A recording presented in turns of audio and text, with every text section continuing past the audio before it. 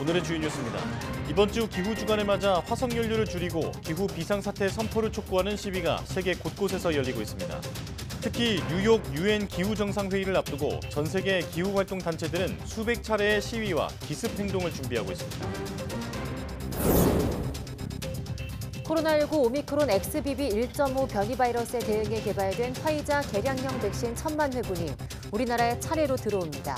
지난 10일 식약처의 긴급 사용 승인도 받았는데 질병청은 다음 주 코로나19 예방접종 계획을 발표할 예정입니다. 남극 해빙의 면적이 관측 이후 최소를 기록한 것으로 나타났습니다. 37년 전 기록보다 100만 제곱킬로미터가 줄어든 건데 영국 국토 면적의 5배가 사라진 것과 같다는 분석입니다. 미 나사의 탐사선이 채취한 소행성 벤우의 표면 시료가 오는 일요일 지구에 도착합니다. 미국은 다음 달 또 다른 소행성에도 탐사선을 보내는 등 지구 생명 탄생의 비밀을 밝히기 위한 소행성 연구에 박차를 가하고 있습니다.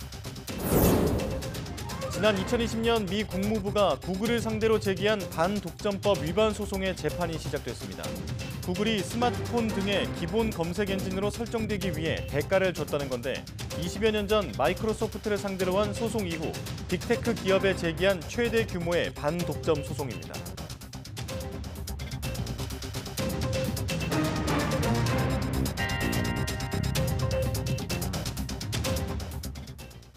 여러분 안녕하십니까? 사이언스 투데이 시작합니다. 리비아 대홍수 사망자가 2만 명을 넘을 수 있다는 우려가 커지고 있는 가운데 유엔과 국제사회의 구호 활동이 본격화됐습니다. 동서로 분열된 리비아 두 행정부의 엇갈린 대응이 참사 피해를 더 키웠다는 지적이 이어지고 있습니다. 이종수 기자입니다. 대홍수가 휩쓸고 간 리비아 북동부 도시 데르나에서 방역 작업이 한창입니다.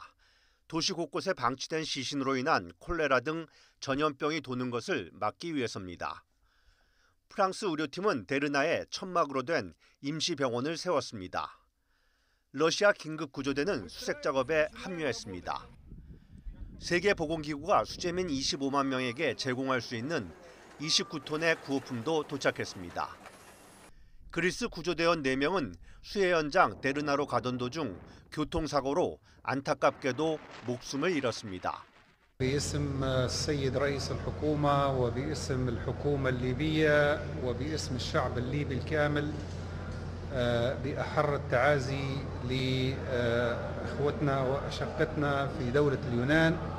유엔은 대홍수 사망자와 실종자가 2만 명을 훌쩍 넘어섰고 이재민도 4만 명에 달하는 것으로 집계하고 있습니다. 이러한 대홍수 피해는 동서로 분열된 리비아 내정 혼란과 두 행정부의 엇갈린 대응으로 더욱 커졌다는 지적입니다. 10년 넘게 이어진 정치 분열로 댐 유지 관리가 제대로 이루어지지 않아 두 개 댐이 쉽사리 무너진 데다 댐 붕괴 이후 대피하라, 집에 머물라는 엇갈린 지시가 함께 내려진 것으로 주민들은 증언하고 있습니다. 이러한 비판이 쏟아지자 리비아 정부는 뒤늦게 조사를 시작했습니다. نطمن المواطنين إلى أن كل من أخطأ أو أهمل أو قصر وسبب في هذه الكارثة بالتأكيد حتتخذ ضد النيابة الإجراءات الحازمة وترفع الدعوة الجنائية بشأنه وتحيل 하지만 정치적 혼란으로 조사가 제대로 이루어질 수 있을지 회의적 반응이 리비아 안팎에서 나오고 있습니다. YTN 이종수입니다. 남극의 해빙이 관측 사상 역대 최소 면적으로 줄어들었다고 BBC 방송이 보도했습니다. 현지 시간 16일 보도에 따르면 현재 남극해에 떠있는 해빙 면적은 1,700만 제곱킬로미터 미만으로 역대 최소 면적을 기록한 1986년보다 100만 제곱킬로미터 작습니다. 이는 영국 국토 면적의 5배가 사라진 것과 같다고 BBC는 설명했습니다. 이렇게 줄어든 해빙은 지구온난화 등을 악화하는 결과로 이어질 수 있다고 전문가들은 우려합니다. 남극의 얼음은 태양의 빛 에너지를 대기로 반사해주고 인근 물 온도를 식혀주는 등 지구 온도를 조절하는 역할을 하고 있습니다. 해빙이 사라지면 바다는 더 많은 햇빛을 흡수할 수밖에 없고 따뜻해진 바다는 더 많은 얼음을 녹이는 악순환이 벌어집니다. 이번 주 기후 주간을 맞아 세계 곳곳에서 화석연료 퇴출을 촉구하는 시위가 열리고 있습니다. 이들은 특히 뉴욕에서 열리는 유엔 기후정상회의를 앞두고 강력한 대책을 촉구하고 나섰습니다. 류재훈 기자가 보도합니다. 유엔기후 정상회의를 바로 앞두고 수많은 사람들이 뉴욕 거리로 나왔습니다. 이들은 세계 지도자들에게 화석연료 사용을 멈추고 기후 비상사태를 선포하라고 촉구했습니다. And that is what we are here to do today, to tell our leaders, from President Biden to the UN General Assembly, to all of our elected officials, that we demand to change. 각 나라가 문제를 인식하면서도 정작 실천에 있어서는 현실에 고개를 돌린다는 비판도 이어졌습니다. Many of them will talk about solutions, but they won't talk about the elephant in the room. And the elephant is fossil fuels. 독일의 기후활동단체 마지막 세대는 브란덴부르크 문 기둥 6곳을 스프레이로 훼손하면서까지 정부의 강력한 대책을 촉구했습니다. 비영리단체 기후그룹은 오는 24일까지 전 세계 54개 나라에서 500여 차례의 시위를 계획하고 있습니다. 유엔 사무총장은 유엔 지속가능개발 목표 회의 개막에 보낸 화상 메시지를 통해 기후변화를 막기 위한 시급한 행동을 촉구했습니다. This is not the time for incrementalism. This is the time for transformation with all hands on deck. 국제사회는 2030년까지 탄소 배출량을 2019년 대비 43%가량 줄이기로 했지만 지난해 9월 기준 각국의 탄소 정책을 살펴본 결과 실제 감축률은 3.6%에 그칠 것으로 전망되고 있습니다. YTN 유재웅입니다. 코로나19 오미크론 XBB 1.5 변이 바이러스에 대응해 개발된 화이자 개량형 백신 404만 회분이 우리나라에 들어옵니다. 화이자 백신의 경우 지난달 말 유럽의약품안전청에서 허가를 받았고 식품의약품안전처에서도 지난 1일 긴급 사용 승인을 신청해 12일 승인을 받았습니다. 이 백신은 앞으로 1,000만 회분이 차례대로 국내에 들어오게 됩니다. 질병청은 다음 주 코로나19 예방접종 계획을 발표할 예정입니다. 새로 출범한 태국 정부가 대마 합법화 정책을 현행대로 유지하겠다고 밝혔습니다. 방콕 포스트와 네이션 등 현지 매체에 따르면 세타 타미신 신임 총리는 대마의 향락용 사용에는 반대하지만 의료용 소비는 허용하는 정책을 이어갈 것이라고 밝혔습니다. 세타 총리는 많은 국민들이 대마의 완전 자유화에 동의하지 않는다며 마약 문제는 국가적 골칫거리로 향락을 위해 대마를 써선 안 된다고 말했습니다. 태국은 지난해 6월부터 대마를 마약류에서 제외하고 가정재배도 허용했습니다. 대마 제품이 향정신성 화학물질인 THC를 0.2% 넘게 함유했을 경우에만 불법 마약류로 분류됩니다.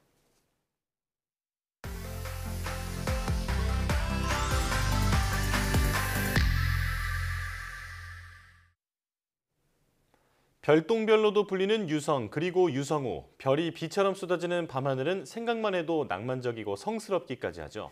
하지만 유성체는 때로는 무서운 파괴력으로 지구를 때리는 운석이 되기도 하고 반대로 희귀한 광물을 가득 품은 보물창고 같은 소행성으로 분류되기도 하는데요.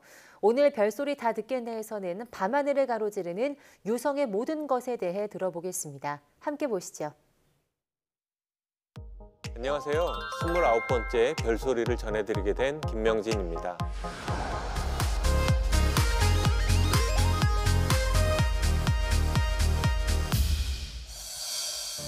지난달 별똥별들이 비처럼 내렸던 아름답고 경이로운 우주쇼가 있었죠. 오늘은 이러한 유성우와 소행성에 대한 별소리를 전해드리겠습니다.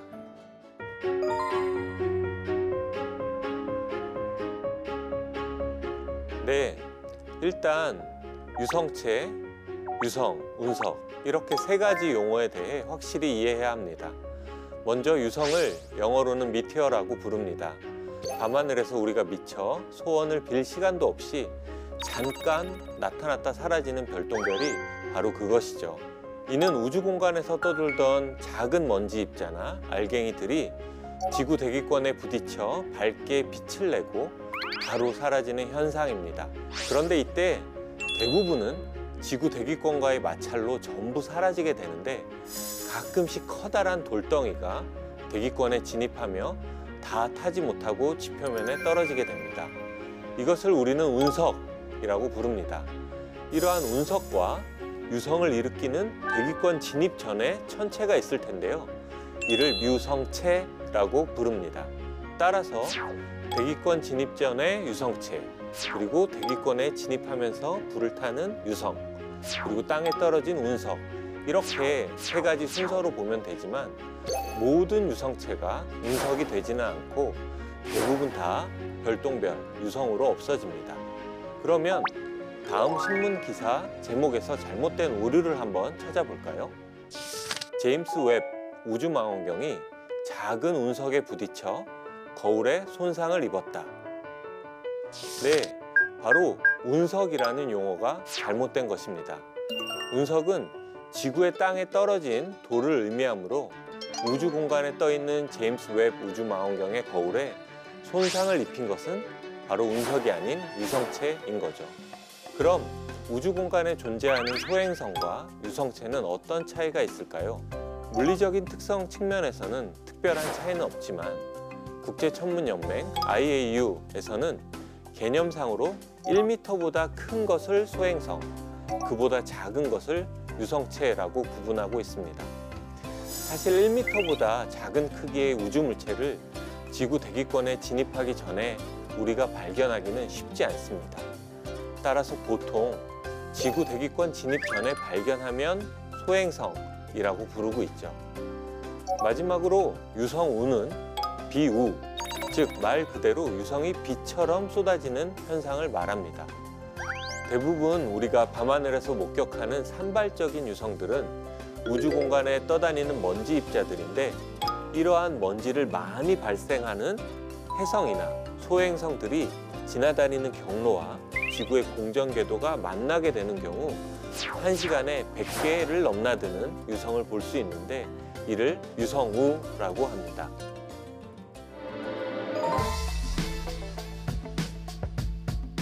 네, 사실 그 이유는 바로 목성 때문에 그렇습니다. 태양계가 처음 만들어졌을 때 화성과 목성 사이에는 하나의 행성으로 성장하기에 충분히 많은 재료들, 행성소라고 부르는 물질들이 많이 분포하고 있었습니다. 하지만 이들이 서로 중력적으로 밀집해서 뭉치려고 할 때 거대한 질량의 목성이 지나가면서 중력적으로 방해를 했던 거죠. 그래서 이들은 하나의 커다란 행성으로 성장하지 못하고 목성의 회방으로 인해서 작은 태양계의 초기 물질들이 그대로 남아있는 소행성의 형태로 존재하게 된 거죠.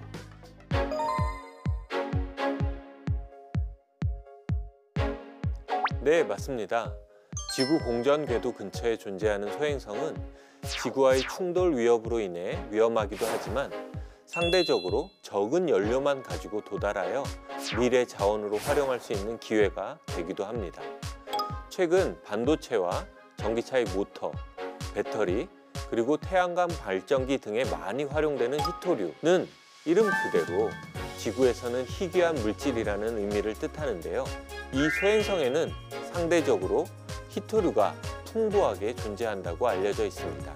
또한 소행성은 내부와 외부가 동일한 물질로 구성되어 있다고 여겨지기 때문에 희귀 광물을 채굴하기 위하여 땅속 깊이 파고 들어갈 필요가 없는 거죠.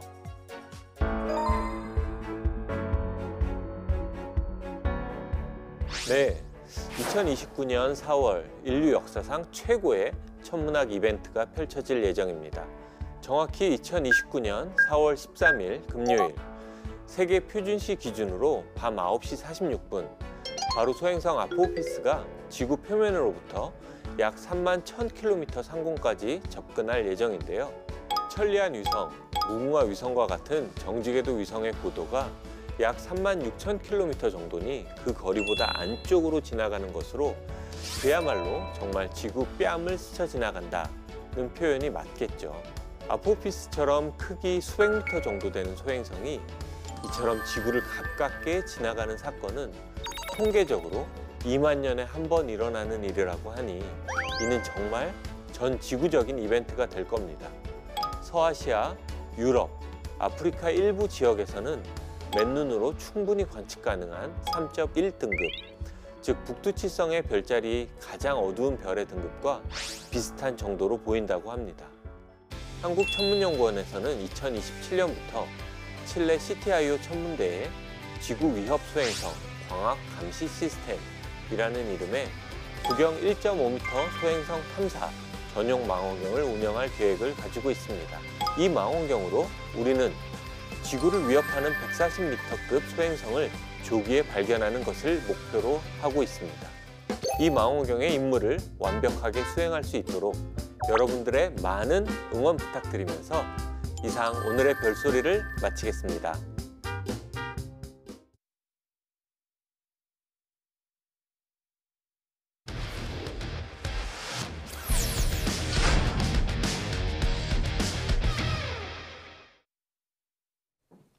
과학기자와 함께 전 세계 도시 속에 숨겨진 과학 문화유산을 알아보는 코너입니다. 과학도시 최소라 기자와 함께합니다. 어서 오세요. 안녕하세요. 네, 안녕하세요. 오늘은 어느 도시로 떠나볼까요? 네, 오늘 둘러볼 도시는 두 개의 도시입니다. 한 곳은 미국에, 한 곳은 영국에 있는 도시인데요. 이 평행이라고 해도 될 만큼 닮은 점이 굉장히 많은 도시입니다. 네. 준비된 영상 먼저 보시고 오시겠습니다.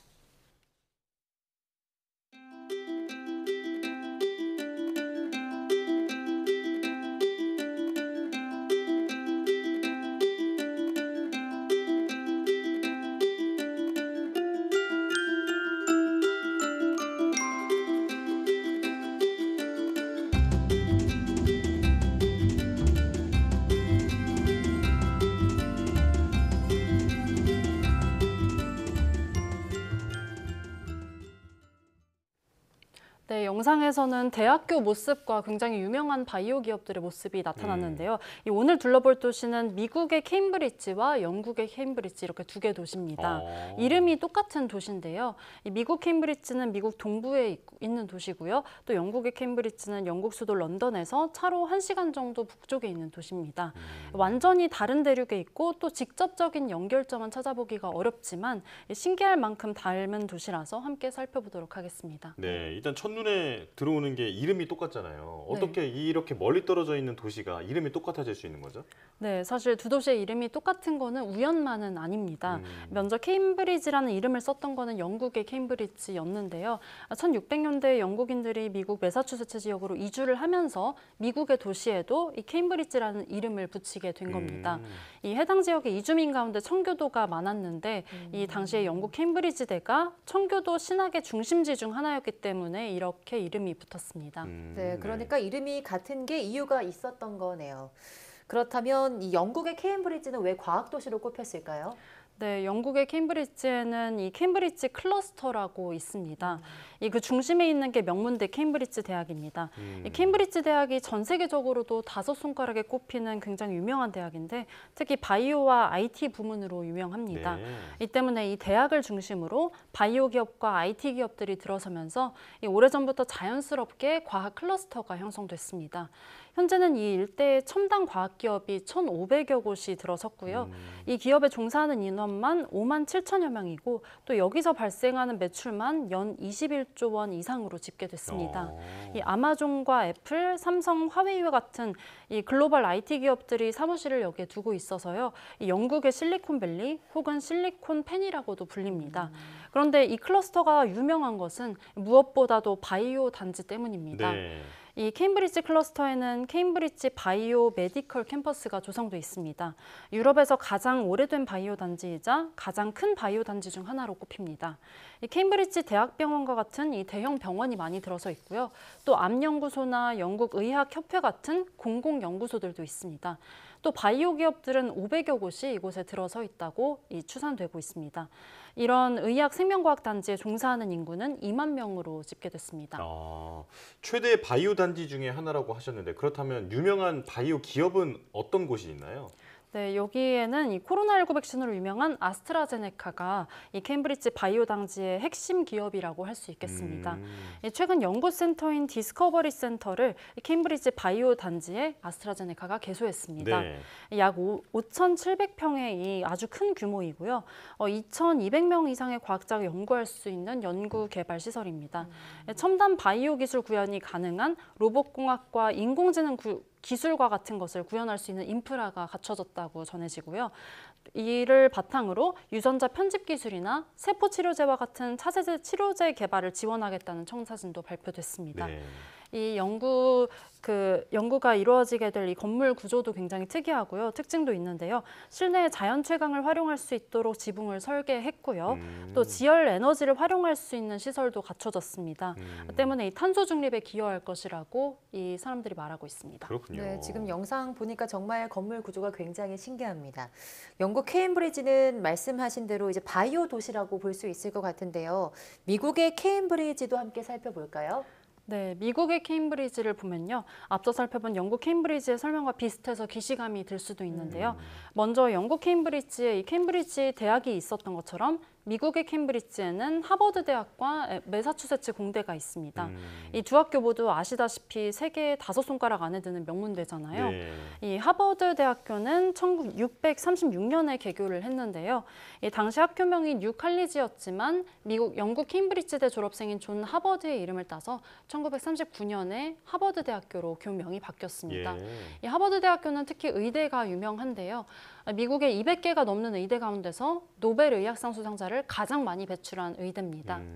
한편 매사추세츠 공대, 그러니까 MIT를 살펴보겠습니다. MIT는 케임브리지의 강 건너인 보스턴에 있다가 1916년에 케임브리지로 캠퍼스를 옮겼습니다. 이렇게 되면서 케임브리지의 이 두 개의 명문대가 자리 잡게 된 겁니다.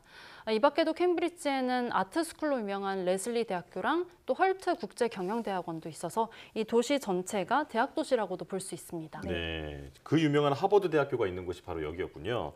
자, 그런데 미국 케임브리지도 바이오 도시로 유명하다면서요? 네, 그렇습니다. 역시 코로나19 백신 개발로 유명해졌던 회사죠. 모더나가 미국 케임브리지에 본사를 두고 있습니다. 모더나는 하버드 의대 교수였던 데릭 로시가 로버트 랭어 MIT 교수와 함께 2010년에 공동 창업한 회사입니다. 이 여러 개 바이오 스타트업과 이 하버드와 MIT 연구원을 지속적으로 이 스카우트를 하면서 만들어진 이 스타트업이었는데요. 네. 2019년까지는 모더나 직원 수가 한 800여 명 정도였는데 이 직원의 상당수가 하버드대와 MIT 출신이었다고 합니다. 이 하버드에서 진행되던 mRNA 연구를 바탕으로 이 코로나19가 터진 뒤에 백신 개발에 착수를 했고 이 화이자 바이오엔테크와 거의 동시에 경쟁적으로 이 mRNA 백신을 세계 최초로 개발하는 데 성공한 기업 중 하나입니다. 이 mRNA 백신은 코로나19 이전까지는 한 번도 성공한 적이 없는 백신 플랫폼인데다가 또 이 모더나라는 회사가 이 신생 회사여서 이 100년도 넘는 회사들이 만들지 못한 이 혁신을 해냈다는 점 때문에 전 세계 주목을 받았는데요. 이 모더나는 지난해에 이 글로벌 혁신 기업 순위에서 7위에 오르기도 했습니다. 그러니까 전 세계에서 가장 혁신적인 기업으로 꼽히는 바이오 기업이 미국의 케임브리지라는 도시에서 탄생을 한 겁니다. 예. 네, 그 이름이 같은 것도 좀 이유가 있는 것처럼 명문대를 중심으로 바이오 기업이 위치한 모습이 닮아 있는 것도 분명히 이유가 있을 것 같은데요. 어떨까요? 네, 그렇습니다. 아무래도 바이오 기술은 단기적인 성과를 낼 수 있는 분야는 아닙니다. 두 도시에서 이 과학단지와 혁신 바이오 기업이 탄생할 수 있었던 배경을 좀 살펴보면은 이 공통점을 꼽아봤을 때 어떤 점들이 바이오 산업 육성에 필수적인지 짐작을 해볼 수 있을 텐데요. 네. 일단은 기초 연구를 바탕으로 하는 거기 때문에 기초 연구가 활발한 대학과 같은 고등 연구기관과 같은 이런 인프라가 필수적이라고 볼 수 있겠습니다. 미국의 케임브리지와 영국의 케임브리지 모두 명문대가 자리 잡고 있다는 점에서 이런 점들을 알 수가 있고요. 또 이런 점은 연구를 계속 진행하는 과학자들도 쉽게 영입할 수 있다는 점에서 굉장히 유리한 여건으로 작용하는 것으로 보입니다. 또 기초 연구만 탄탄하다고 해서 이 바이오 기술이 세상 밖으로 나오기는 어려울 텐데요. 임상시험을 하기 위해서는 대형 병원과의 연계도 필수적이고요. 또 최근 들어서 바이오 기업들의 어떤 기술 개발 형태를 보면은 기업 간 혹은 기업과 연구소 간의 공동 연구도 거의 필수로 여겨지고 있거든요. 이 밖에도 또 바이오 산업은 오랫동안 거액을 투자해야만 결과가 나오는 그런 특성이 있기 때문에 투자를 받기에 유리한 클러스터 조성도 거의 필수라고 볼 수가 있겠습니다. 네. 이처럼 이 기초과학에서 파생된 혁신적인 아이디어가 세상 밖으로 나오려면 이렇게 복합적인 환경이 갖춰져야 유리하다는 점을 이 두 도시의 공통점을 보면서 조금 유추해 볼 수 있겠습니다. 네, 자 오늘은 미국의 케임브리지 그리고 영국의 케임브리지에 대해서 알아봤는데 이름이 같아서 헷갈리는 분들도 많았을 것 같은데 오늘 들어보니까 닮은 점이 정말 많다는 생각이 들었습니다. 자, 잘 들었습니다. 최소라 기자 함께했습니다. 고맙습니다. 감사합니다.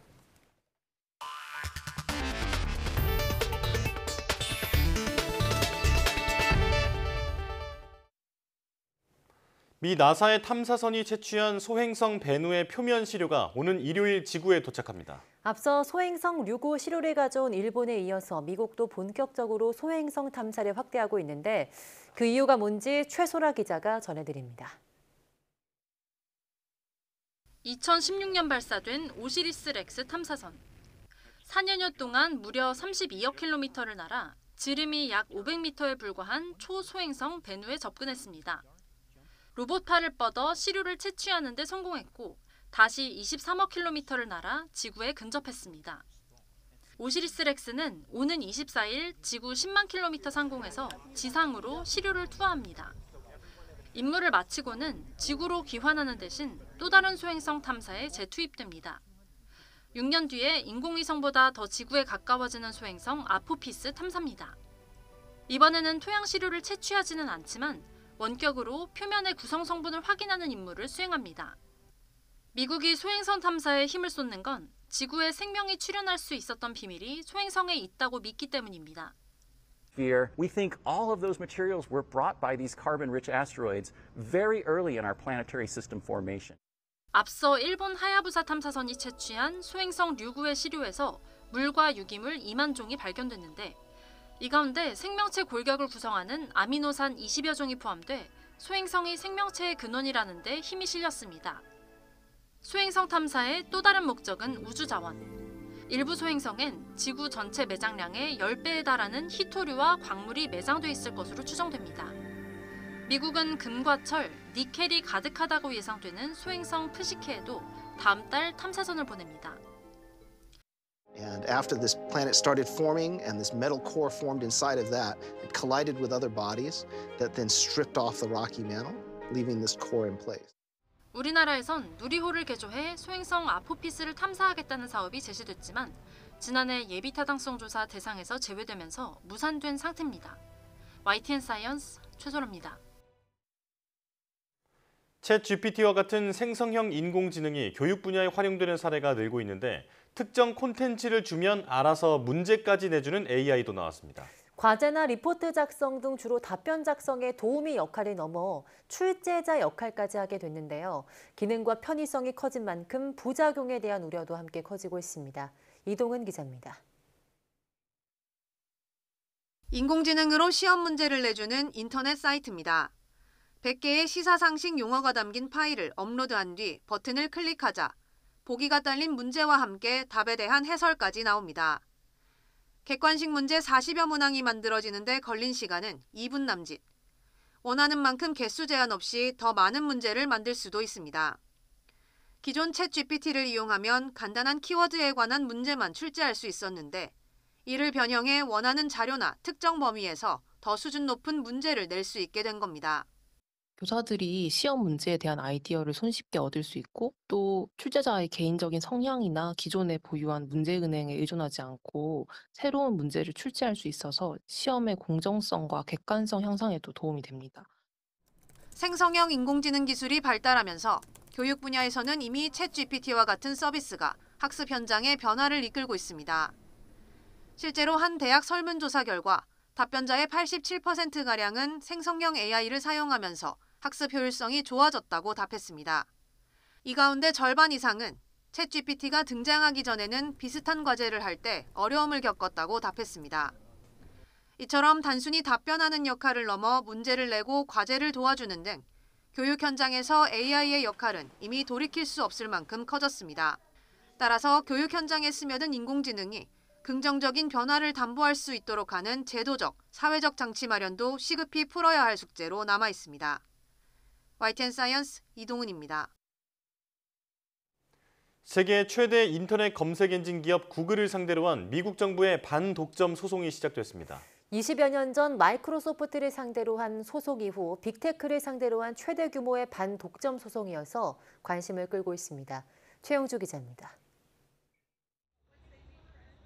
지난 2020년 미 법무부가 구글을 상대로 제기한 반독점법 위반 소송이 시작되는 날, 구글의 소송 담당 변호사들이 서둘러 법정으로 향합니다. 이번 소송의 쟁점은 검색업계 1위인 구글이 시장 지배력을 형성하는 과정에서 반독점법을 위반했는지 여부입니다. Google does have a monopoly. The question of this trial is whether it's an illegal monopoly. I mean, they control 90% of the search market. Google says that's just because they have the best product out there. 미 법무부는 첫 재판에서 구글이 기본 검색 엔진 자리를 유지하기 위해 해마다 100억 달러, 우리 돈 13조 3천억 원을 사용하고 있다고 주장했습니다. 구글이 웹브라우저와 휴대전화에 기본 검색 엔진으로 설정되는 대가로 스마트폰 제조사와 통신업체 등에 수십억 달러씩 지불했다는 겁니다. 반면 구글은 불법적으로 경쟁을 저해한 게 아니라 자사 검색 엔진이 우수하기 때문에 시장 점유율이 높은 것이라고 맞섰습니다. The government's going to argue that Google search is like the digital air that we breathe, but the company's tactics have polluted the atmosphere and is damaging the consumers, that they're not getting the best search results. 미국의 빅테크 기업을 상대로 한 반독점 소송은 마이크로소프트사의 윈도우 브라우저 독점 소송 이후 20여 년 만입니다. 당시 마이크로소프트는 미 법무부가 제기한 소송에서 진 뒤 회사가 분할되는 위기에 몰리기도 했습니다.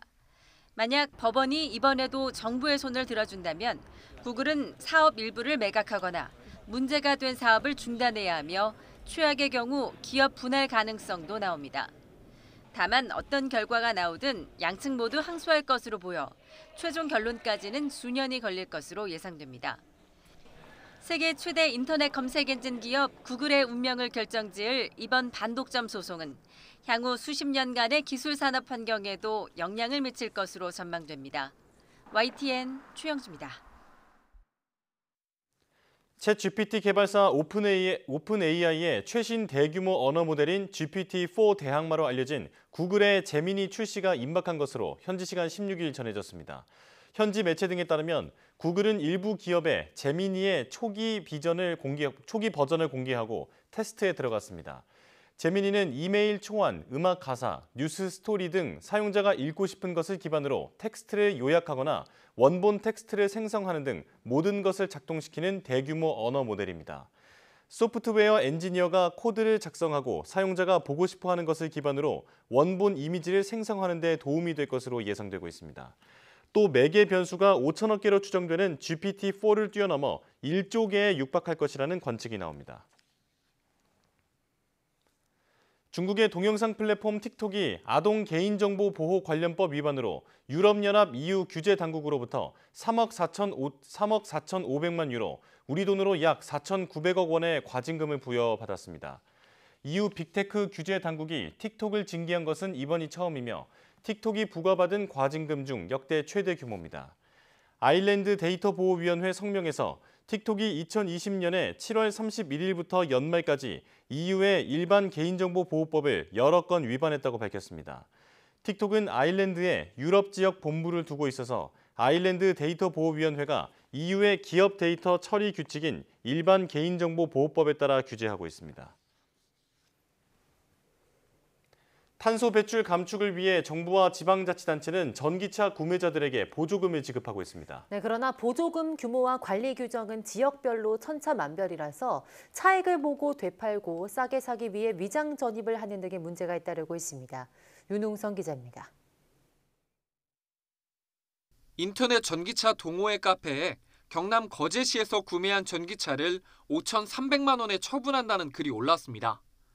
국비와 지자체 보조금을 합치면 거제에서는 4,600만 원 안팎의 전기차를 살 수 있습니다. 거래가 성사되면 판매자는 차익을 700만 원 정도 얻을 수 있는 건데 거주지는 거제가 아닌 경기 평택시로 추정됩니다. 위장 전입을 했거나 지인 명의를 빌려 살지도 않는 지역에서 전기차를 사고서 되팔려는 것으로 의심됩니다. 처음부터 이제 전기차를 운용할 생각 없이 개인적인 금전적 이득을 취하려고 출고를 하는 행위 자체가 애초에 지원금을 설립하게 된 목적에 맞지 않는다고 생각을 했고요. 전기차 보조금에 대한 규정이 지자체마다 달라서 벌어지는 일로 평택시에선 전기차에 대해 2년 의무 보유 기간을 적용하고 이를 어기면 보조금을 환수합니다. 반면 거제시엔 이런 관리 규정 자체가 없습니다. 그러다 보니 보조금을 받아 전기차를 싸게 사들인 뒤 빠른 출고를 희망하는 사람에게 넘기면서 돈도 벌 수 있는 겁니다. 작년부터 이제 많이 나가고 있는데요. 그러다 보니까 아비적으로 우리가 생각지 못한 그런 게 있지 않나. 전기차 보조금 규모가 지역별로 제각각인 것도 위장 전입을 낳는 원인이 됩니다. 올해 전국에서 보조금이 가장 적은 서울시와 가장 많은 경남 거창군을 비교하면 차이는 1,000만 원에 이릅니다. 실제로 지난해엔 인천시로 위장 전입해 전기차 보조금을 부당 수령했다가 적발된 공무원과 의사가 벌금형을 선고받기도 했습니다. 전문가들은 보조금을 한 번에 지급하는 방식을 손질하는 등 실사용자들에게만 혜택이 돌아가도록 제도를 바꿔야 한다고 지적합니다. 구매 시에 일시불로 주면서 이런 어떤 부작용이 발생을 합니다. 결국은 추후에 세금 감면이나 여러 가지 혜택을 통해서라도 마일리지만큼 본인이 운행한 만큼 실수요자에게 어떤 혜택이 돌아가도록 제도 개편이 필요하다고 볼 수 있습니다. 주무부처인 환경부는 국비가 아닌 지자체별 보조금에는 관여하기 어렵다는 입장이었다가 특정 지자체에다가 저희가 환수를 강제할 수 있는 그런 부분이 없다는 거예요. 취재가 이어지자 거제시 등의 전기차 보조금 지급 실태를 점검하겠다고 밝혔습니다. YTN 윤웅성입니다. 국세청은 전화 한 통으로 국세 고지 내역을 확인할 수 있는 국세고지 자동 응답 시스템 간편 조회 서비스를 시작합니다. 납세자는 1544-9944번에 전화를 건 뒤 간단한 본인 인증 절차를 거친 뒤 종합소득세 중간 예납, 부가가치세 예정 고지, 종합부동산세 등 국세 고지서 26종을 조회할 수 있습니다. 국세 체납액도 조회할 수 있습니다. 국세 체납액은 문자 메시로 가상계좌를 받아서 인터넷 뱅킹 등으로 낼 수 있습니다. 다만 국세청이 결정에 고지한 세액만 조회할 수 있고 지방세는 조회할 수 없습니다. 개인 납세자는 누구나 이용할 수 있지만 법인 납세자는 조회 서비스를 이용할 수 없습니다.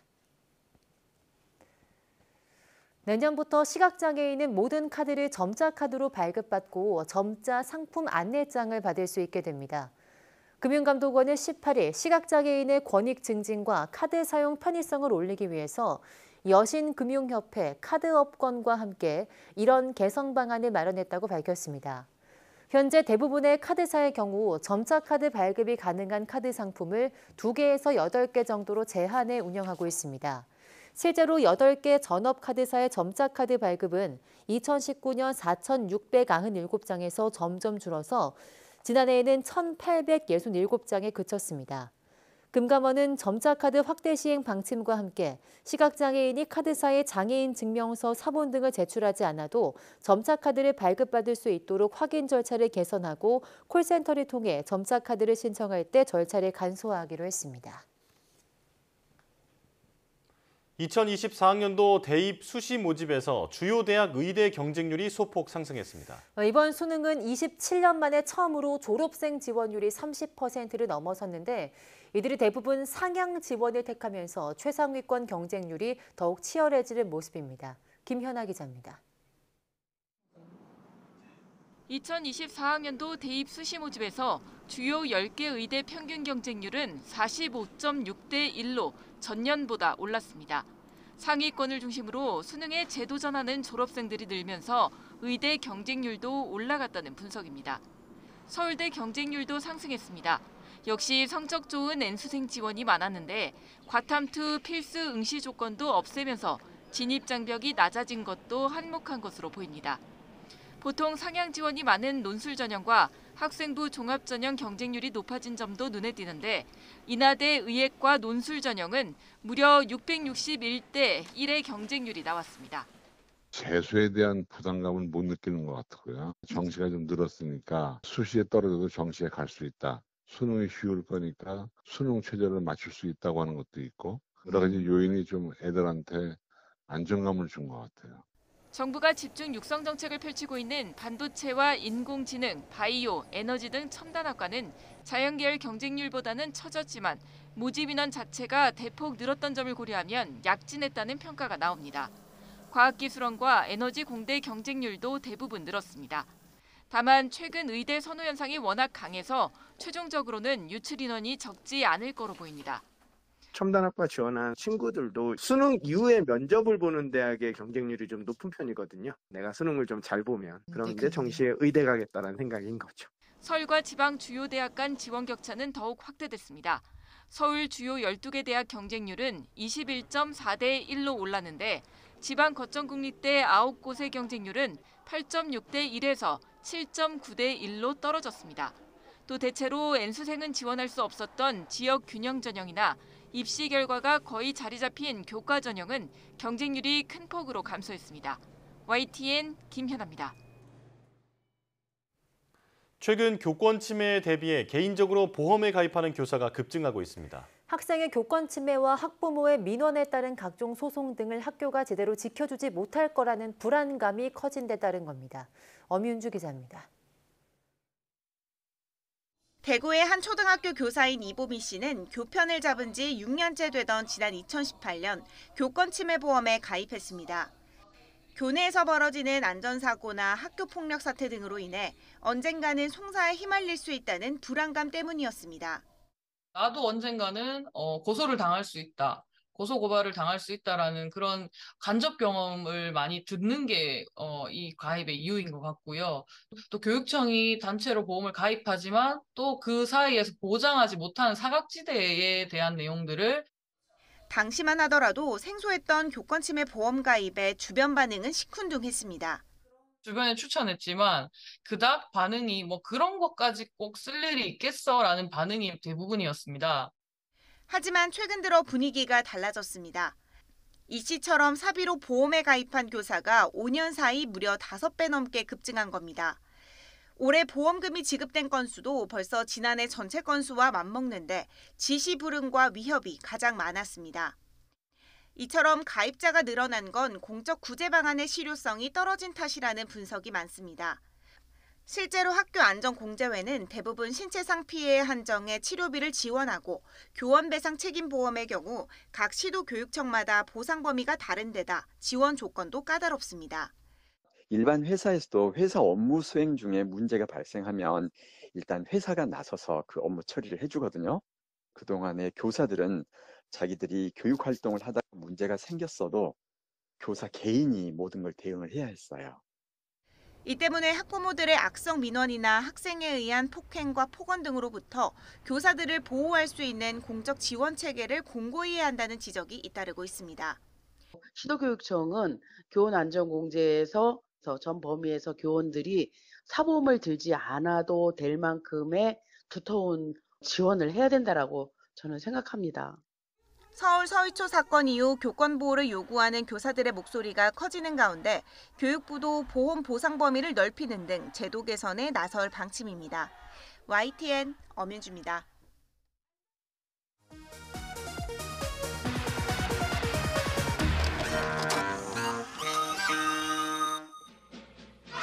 서울 남산의 외인 아파트. 청계천 헌책방도 옛 조선 총독부 건물을 해체하고 본래대로 복원하기로 했습니다. 종이 울리네, 꽃이 피네. 지난 71년 문을 연 뒤 각종 집회의 현장으로 또 여가를 즐기는 공간으로 시민들의 사랑을 받아온 여의도 광장. 오랫동안 검은 아스팔트로 덮여있던 여의도 광장은 내년이면 숲과 산책로 등이 어우러지는 도심공원으로 새로 태어나게 됩니다. 청계천 주변에 있는 상가는 모두 6만여 개로 상인들 숫자만 21만여 명에 달합니다. CD에 밀려 음반 가게에선 찾아보기 힘든 LP도 살 수 있습니다. 뭐 이렇게 옛날 물건인데도 볼 것도 많고 괜찮네요. 하루 10만 대 가까이 도심 교통량을 소화하던 청계고가도로. 청계고가도로는 이제 개발 시대의 명암을 뒤로한 채 역사 속으로 사라지게 됩니다. 1926년 총독부가 세워진 후 앞이 가로막혔던 경복궁. 그 도시 가운데에 이렇게 크게 남아 있었다는 게 오는 12월 총독부 건물이 역사의 뒤안길로 사라지고 나면 원래 그 자리에 있었던 경복궁의 복원 작업이 이어집니다. 1972년 외국인들을 위해 지은 이 아파트는 남산의 자연경관을 해치는 건물로 그동안 직탄을 받아왔습니다. 지난 94년 남산 재모습 찾기 계획에 따라 외인 아파트가 철거됐습니다. 서울 주영도 600년을 맞아 잘못된 도시계획은 바로잡게 됐습니다.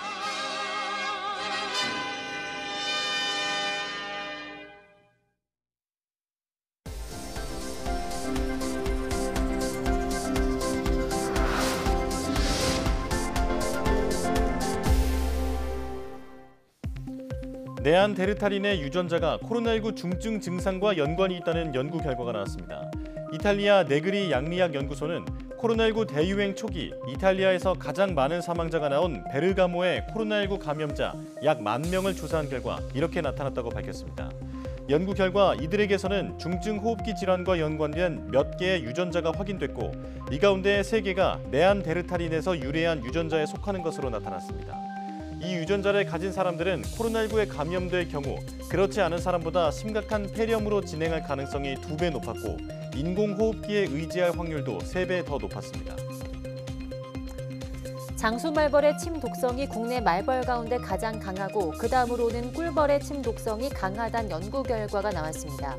국립수목원과 경북대 공동연구팀은 4년 동안 말벌류 5종의 독성을 죄실험으로 측정한 결과 이렇게 나타났다고 밝혔습니다. 연구 결과 장수말벌의 침 독성은 꿀벌보다 1.3배 정도 강했으며 그 다음으로 꿀벌의 침 독성이 좀말벌, 털보말벌, 등검은 말벌, 왕바다리 등 다른 말벌류보다 강했습니다. 연구팀은 꿀벌의 독도 무시한 수준은 아니지만 말벌은 꿀벌과 달리 침을 연속해 쏘기 때문에 주입되는 독의 양이 많고 집단 공격하는 습성이 있어 더 위험하다고 설명했습니다. 사람의 눈과 같이 광수용체에서 받은 빛을 파장별로 구분해 색을 뇌로 전달하는 인공신경회로가 개발됐습니다. 키스트 연구팀은 생체외 세포 실험을 통해 인간과 같은 수준의 시각 기능을 갖는 인공 광수용체를 만들고 이를 이용한 인공신경회로 플랫폼을 개발했다고 밝혔습니다. 연구팀은 사람의 눈이 인식하는 색과 동일한 파장에서 반응하는 3차원 세포 덩어리를 만들고 눈과 뇌, 신경을 모사한 세포 덩어리를 연결해 신경 전달이 확장되는 과정을 형광현미경으로 포착했습니다. 이 인공신경회로를 인공망막 개발에 사용하면 동물 실험 의존도를 낮추고 연구 비용을 줄일 수 있을 것으로 연구팀은 기대했습니다. 차세대 배터리 시스템으로 꼽히는 전고체 배터리의 상용화를 앞당길 새로운 설계 전략이 개발됐습니다. 아주대와 한국세라믹기술원 공동연구팀은 산화물계 기반 전고체 배터리에 사용되는 고체 전해질 소재 신규 조성을 설계하는 데 성공했다고 밝혔습니다. 산화물계 기반 전고체 배터리는 액체 전해질을 쓰는 리튬이온 배터리보다 안전하고 효율이 높지만 제작 비용이 많이 든다는 한계가 있었습니다. 이번에 개발한 전고체 전해질은 기존 물질보다 400도 낮은 온도에서 공정이 가능해 배터리 생산 과정의 에너지 소모를 줄이고 가격 경쟁력도 높일 수 있다고 연구팀은 설명했습니다.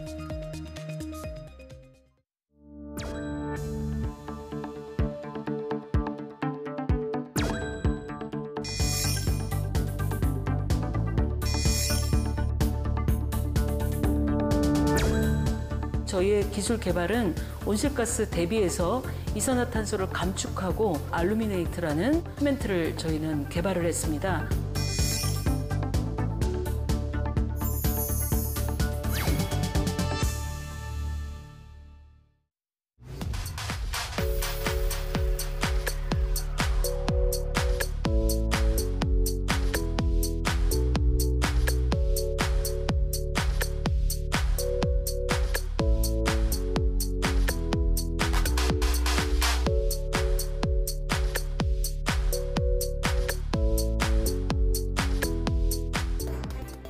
건축의 필수 재료 시멘트를 만드는 데 탄소가 발생한다는 사실 알고 계십니까?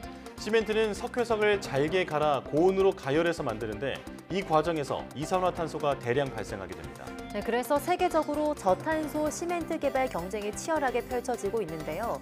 K사이언티스트 이번 시간은 탄소 발생을 크게 줄인 알루미네이트 시멘트를 개발한 자원공학자 안지원 박사를 만나보겠습니다. 많은 시청 바랍니다. 네, 뉴스 마칩니다. 여러분 고맙습니다.